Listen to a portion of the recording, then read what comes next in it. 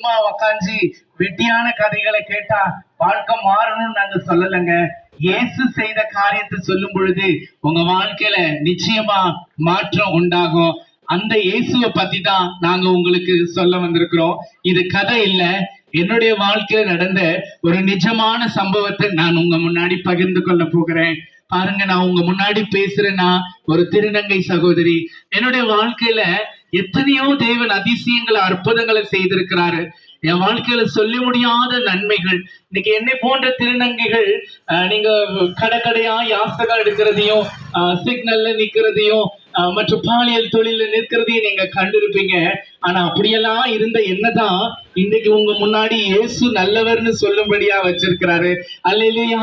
அவர் அந்த இயேசு எவ்வளவு நல்லவர் இல்ல. என் வாழ்க்கையில பெரிய அற்புதங்கள் எல்லாம் செய்திருக்கிறார். பாத்தீங்கன்னா சின்ன வயசுலே என்னுடைய தாய் தகப்பனை விட்டு பிரிஞ்சு நான் ஹாஸ்டல்ல வளர்ந்தேன். அன்புக்காக அதிகமா ஏங்கினேன். ஒருத்தருமே எனக்கு அன்பு செலுத்தவே இல்லை.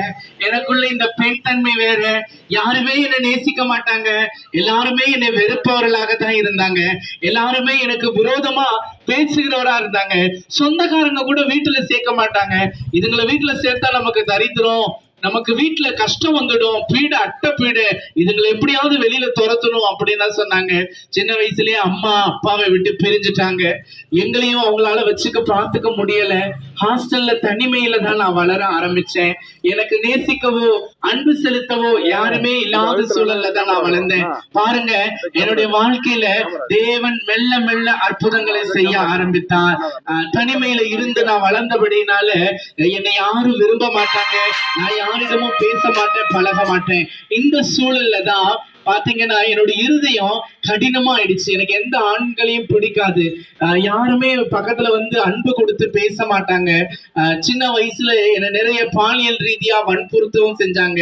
அது மட்டும் இல்ல, என்னுடைய இருதயமும் அதிகமா நான் துன்பத்துக்குள்ளாக போனேன். நேசிக்க ஒருத்தர் இல்ல. உனக்கு என்ன வேணும், சாப்பிட்டியா கொண்டியான்னு கூட கேட்க ஒரு ஆள் இல்லாம இருந்தேன். இப்படிப்பட்ட நிலவரத்துலதான் என்னுடைய வாழ்க்கை போய்கொண்டே இருந்தது.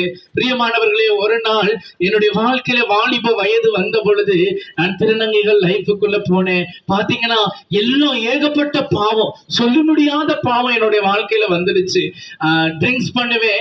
ஹார்ட் ட்ரிங்க்ஸ், சாஃப்ட் ட்ரிங்க்ஸ் சொல்லக்கூடிய எல்லா விதமான அனைத்து ட்ரிங்க்ஸும் நான் குடிச்சிட்டு வெறித்து நான் என்ன செய்வேன், அங்கே டாஸ்மாக் கடையிலே நான் விழுந்து கிடப்பேன். யாராவது 2-3 திருநங்கை சகோதரிகள் தான் என்னை கொண்டு வந்து வீட்டுல போடணும். அப்படிப்பட்ட குடிக்கு 14:18 கர்த்தராகிய இயேசு சொல்லுகிறார், நான் உங்களை திக்கற்றவர்களாக விடேன் என்று சொல்லுகிறார். இதோ உலகத்தின் முடிவு வரை நான் உங்களோடு இருக்கிறேன்.